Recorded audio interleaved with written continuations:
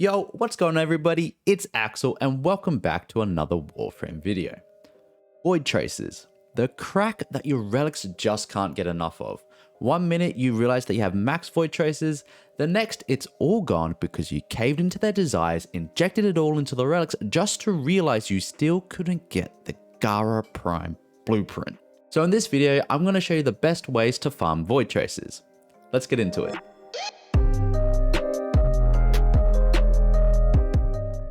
There are currently 3 or 4 different ways to farm Void Traces, depending if you think Void Fissures and Void Storms are the same.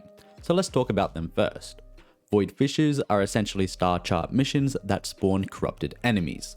These enemies only spawn near Void Fissures that look like this. They can drop Reactant, and once you collect 10 Reactant, you'll be rewarded with 6 to 30 Void Traces. Resource boosters do affect the amount of Void Traces you receive, so it is possible to get over 100 Void Traces in a single run with a resource booster and a Speeder Kavat with Charm equipped. I did manage to do this, but do not expect this to occur in every run.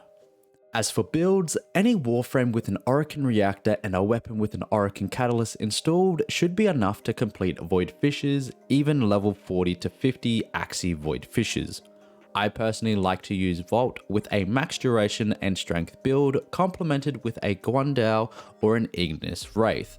I do use a Riven on my Gwendal, but it can be replaced for a range, attack speed or crit mod.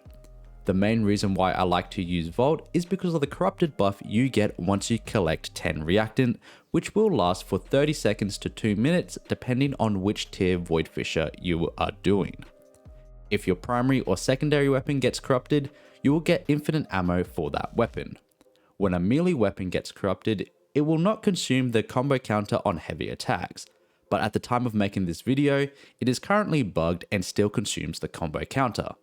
This bug has been around for a while, so I don't know how long it will take for it to get patched, or even if it will get patched in the future. But if your Warframe gets corrupted, you will get double strength and double range. And that's to the total amount. So with my 320% strength build, it will get doubled to 640% strength, thus resulting in some fast gameplay. You opened the relic. Finish your mission and we'll take a look inside.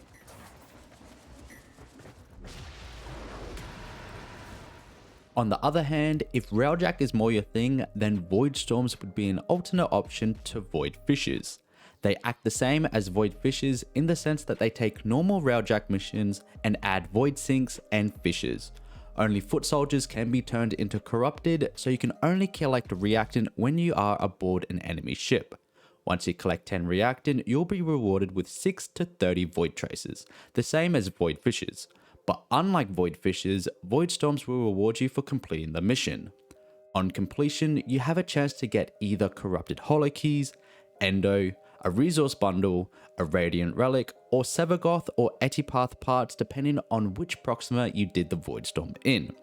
Additionally, for both Void Storms and Void Fissures, when you open a relic and have other players in your squad, you will gain an additional 5 Void Traces for each teammate that selects your reward. The next way you can get Void Traces is from the Granum Void. It only rewards 5 to 15 Void Traces at a 33% chance depending on which Granum Crown you use to get in the Void. So I would only recommend using this method if you plan on farming Protea, Sisters of Parvos, or the weapons in the Granum Void. If you plan on farming Protea or the weapons, then I would recommend using Mesa with a build focusing around her Peacemaker ability. This is the build that I personally use, and as you can see, it gets the job done. But if you plan on farming Sisters of Parvos, then you might not want to use Mesa depending on which elemental bonus you want on the Tenet weapon. This is the current list of which Warframe gives each elemental bonus, and just a reminder, you only need to qualify for rank 1 rewards using a Zenith Granum Crown to spawn a sister candidate. The last way you can get Void Traces is from opening the Isolation Vaults on Deimos.